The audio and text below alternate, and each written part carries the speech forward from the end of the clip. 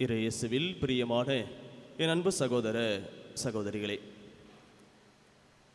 நம்முடைய திரு அவையிலே இன்று பொது காலத்தின் 25வது ஞாயிற்றுக்கிழமையை பெருமகிழ்ச்சியோடு கொண்டாடி இந்த திருவழிபாடு நம்மை இறைவனுடைய இருத்தலில் நாம் பொறுப்புள்ளவர்களாக இருக்க அழைப்பு விடுக்கப்படுகிறது.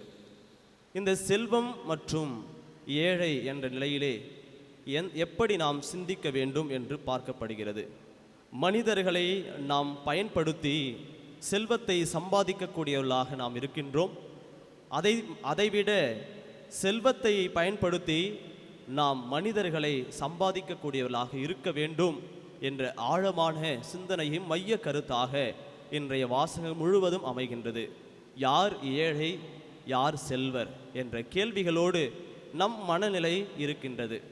பணம் வைத்திருந்தால் செல்வர்களா அல்லது பணம் இல்லாதவர்கள் ஏழைகளா என்ற நிலையிலே இந்த எண்ணங்களும் இந்த குழப்பங்களும் இந்த நடைமுறை வாழ்க்கையில் நாம் யதார்த்தமாக சிந்தித்து கொண்டிருக்கின்றோம். அதாவது ஒருவர் மீது அன்பு கொள்ளாமல் இருக்கின்றதே ஏழையினை குறிக்கின்றது. ஒருவரை மன்னிக்காத ஒரு நிலை ஏழை என்ற நிலை குறிக்கின்றது. ஒருவர் ஏற்றுக்கொள்ளாத நிலை ஏழை என்று குறிக்கப்படுகிறது.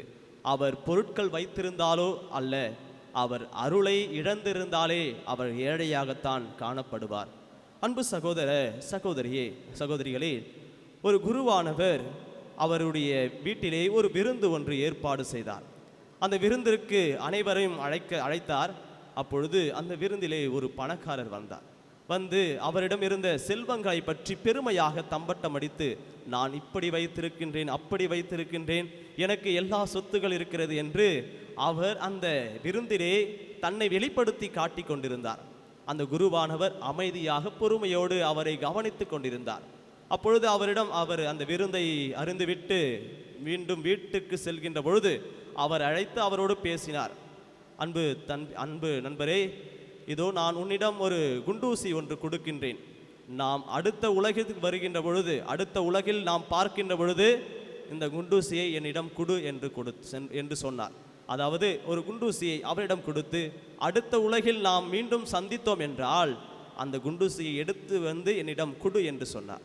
அப்பொழுதுதான் அந்த நண்பர் சொன்னார், அந்த பணக்கார நண்பர், எப்படி நான் அந்த குண்டூசியை எடுத்து வந்து கொடுக்க முடியும்? நான் இறந்து விட்டால் எப்படி எடுத்து கொண்டு வர முடியும் என்று சொன்னார். அன்பு சகோதர சகோதரிகளே, அவரிடம் அதிகமான பொருட்கள் இருந்தது. அதை எப்படி அவர் பயன்படுத்தினார்? ஆனால் இறந்த பிறகு அவர் பயன்படுத்த முடியாத நிலைதான் இருக்கும். எத்தனை செல்வங்கள் சேர்த்து வைத்தாலும், எத்தனை நிலையில் நான் ஆடம்பரமாக வாழ்ந்தாலும், இந்த நிலையிலே இருக்கின்ற பொழுது இறைவனை செல்கின்ற ஒரு செல்வம், இறைவனை சேருகின்ற அந்த செல்வம் அருள் செல்வமாகத்தான் இருக்க வேண்டும். அந்த செல்வத்தை பெறுகின்ற பொழுதுதான் நாம் இறைவனுக்கு ஏற்ற நிலையில் நாம் எந்நாளுமே இருக்கின்றோம் என்ற அந்த பொறுப்பை நமக்கு இறைவன் இன்று நமக்கு பாடமாக கூறுகின்றார். அன்பு சகோதர சகோதரிகளே, மனிதர்களை பயன்படுத்தி நாம் செல்வத்தை பெறக்கூடியவர்களாக இருக்கின்றோம். அதாவது மனிதர்கள் என்று சொல்கின்ற பொழுது இந்த உலக அடிப்படையிலே இன்றைய கலாச்சாரத்திலே மனிதர்களை ஒரு பொருளாகத்தான் பார்த்து கொண்டிருக்கிறார்கள். அவர்கள் எனக்கு ஒரு தேவை என்ற நிலையில் இருக்கின்றார்கள். அதாவது யூஸ் அண்ட் த்ரோ என்ற நிலையில் சொல்வார்கள். பயன்படுத்திவிட்டு தூக்கி எறிந்து விடுகின்ற ஒரு நிலைதான் இன்றைய மனிதர்களுடைய எண்ணங்கள் இருக்கின்றது. மனங்களும் அப்படித்தான் இருக்கின்றது. அவர்களை ஒரு பொருளாகத்தான் பார்க்கின்றார்கள். மனிதர்களை பயன்படுத்திவிட்டு தூக்கி எறிந்து விடுகின்ற நிலையிலே பார்க்க முடிகிறது. ஏனென்றால் மனிதன் என்ற நிலையில் அவர்கள் பார்க்கவில்லை, எனக்கு ஆதாயம் தேவை, எனக்கு அந்த மனிதர் வழியாக அந்த செல்வத்தை பெறக்கூடிய நிலையில் நான் இருக்கின்றேன் என்ற நிலையில்தான் இன்றைய சூழ்நிலையில் இருக்கின்றார்கள். ஏன் ஒரு சிலர் அந்த மனிதர்களை போற்றக்கூடியவர்களாகவும் இருக்கின்றார்கள் என்பதை சிந்திக்கக்கூடியவர்களாக இருக்கின்றோம். அன்பு சகோதரர்களே, இன்றைய முதல் வாசகத்தில் வாசிக்க கேட்டோம். இஸ்ரேல் மக்கள் பல்வேறு நிலையிலே கடவுளுக்கு எதிராக அவர்கள் முணுமுணுத்தார்கள். பல்வேறு நிலையிலே கடவுளுக்கு எதிராக அவர்கள் சென்றார்கள்.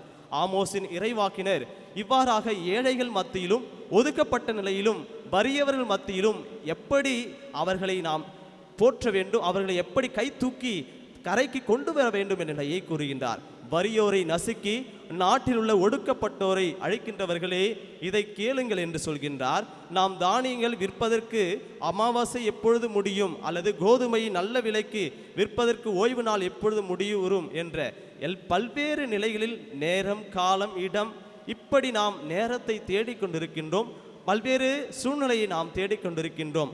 ஏனென்றால் ஒருவரை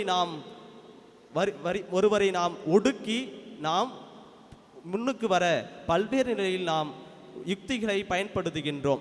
இந்த நிலையில் மனிதரை நாம் விற்றுவிட்டு, மனிதரை பயன்படுத்திவிட்டு, நான் எனக்கான நிலையிலே உயர்ந்தவனாக இருக்கிறேன் என்றால் அங்கு நான் ஏழையாகத்தான் இருக்கின்றேன் என்பதை இங்கு சுட்டி காட்டப்படுகிறது. இரண்டாவது நிலையில் பார்க்கின்ற பொழுது, செல்வத்தை பயன்படுத்தி நான் எந்நாளுமே அந்த இறைவனை அருளை பெறக்கூடியவராக இருக்க வேண்டும். செல்வத்தை பயன்படுத்தக்கூடிய நிலை இன்றைய நற்செய்தி வாசியில் வாசிக்க கேட்டோம். அந்த பொறுப்பாளர், நேர்மையற்ற ஒரு பொறுப்பாளர் இருக்கின்றார். அந்த வீட்டினுடைய உரிமையாளர் வந்து கேட்கின்ற பொழுது, ஏன் இப்படி செய்தா, ஏன் உன்னுடைய நிலையிலே இப்படி என்று கேட்கின்ற பொழுது, அவர் மனிதர்களை சம்பாதிக்கக்கூடியவராக இருந்தார். அவரிடமிருந்த அந்த பொருட்களை அந்த கடன்பட்டவர்களுக்கு கொடுத்து அந்த நண்பர்களை சம்பாதித்து கொண்டார். ஏனென்றால் அந்த இடத்திலே கடவுளுக்கும் செல்வத்திற்கும் பணிவிடை செய்ய முடியாது என்று சொன்னார். ஏனென்றால் கடவுளுக்கு மட்டும்தான் நான் பணிவிடை செய்ய முடியும் என்ற நிலையிலே அவர் ஏற்றுக்கொண்டார். செல்வத்தின் வழியாக அவர் மனிதனை அவர் சம்பாதிக்கக்கூடியவராக இருந்தார். மனிதனை நாம் சம்பாதிக்கின்ற பொழுது சொல்வார்கள், நாம் இறக்கின்ற பொழுது ஒரு 4 மனிதர்களாக சம்பாதிக்க வேண்டும், ஏனென்றால் நம்மை தூக்கி சென்று அடக்கம் செய்வதற்கு. எனவே நம்முடைய நிலையிலே, நாம் மனித நிலையிலே இருக்கின்ற பொழுது நாம் சம்பாதிப்பது எதற்காக என்று சிந்திக்க வேண்டும். ஏழைகள் என்றால் நாம் பொருள்கள் வைத்து கொண்டு நாம் பொருள்களை இழந்துவிட்டு நாம் இருப்பது மட்டும்தான் ஏழை அல்ல. அருளை இழந்து இருக்கின்றவர்களும் ஏழையாகத்தான் இன்றும் இருந்து கொண்டிருக்கிறார் என்பதை நாம் உணர வேண்டும். அன்பு சகோதர சகோதரிகளே, இறைவனுடைய இந்த மாபெரும் இரக்கத்தின் வழியாக ஒவ்வொருவரையும் அவர் தனிப்பட்ட முறையில் ஆசீர்வதிக்கின்றார்.